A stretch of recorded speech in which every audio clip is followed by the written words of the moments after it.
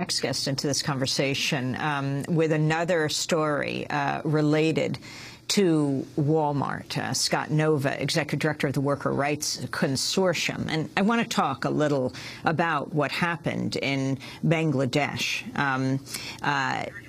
A clothing factory in Bangladesh that has ties to Wal-Mart suffered a massive fire Saturday that left at least 112 factory workers dead, scores injured.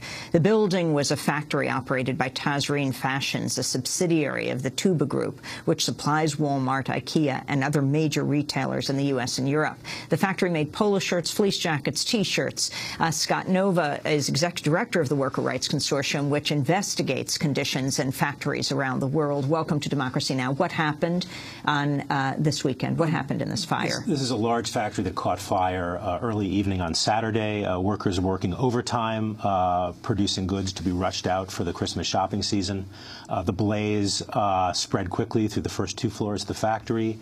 The upper floors of this tall building filled with smoke.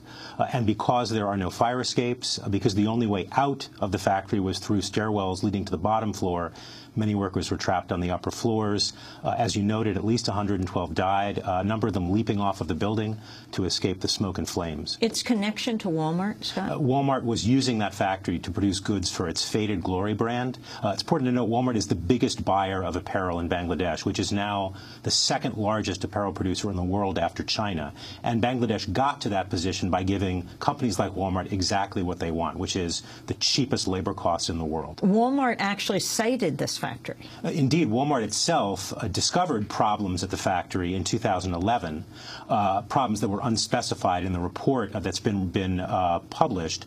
But apparently Wal-Mart took no action to address those problems. And, of course, we saw the results of that in action on Saturday. I want to ask you about Aminul Islam, the Bangladeshi labor activist who helped expose working conditions in Bangladesh's garment industry, who was brutally murdered this April. His body found outside the city of Dhaka and showed signs of torture with his ankles and big toes having been smashed. Islam was arrested 2 years ago and tortured by police and intelligence services for protesting the garment industry's low wages. Former factory worker himself. You knew him? Yes, someone that we worked with over a number of years, a very courageous labor organizer who was helping workers organize themselves to try to address the sub-poverty wages and dangerous working conditions in that country. And, of course, those conditions lead to mass protest on a regular basis. The government cannot acknowledge that the reason for that protest are the low wages and brutal conditions, so they scapegoat organizers like Aminul Islam, blame them for the unrest, and target them.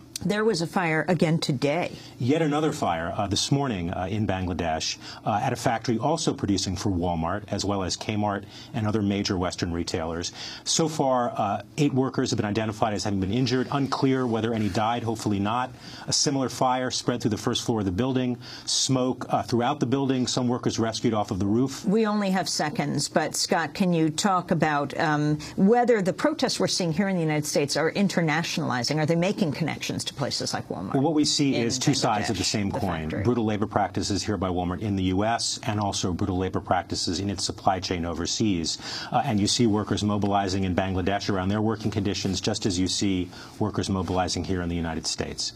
Well, I want to thank you both very much for being with us. Scott Nova, Executive Director of Worker Rights Consortium, and Josh Idelson, contributing writer for The Nation magazine, Salon in these times.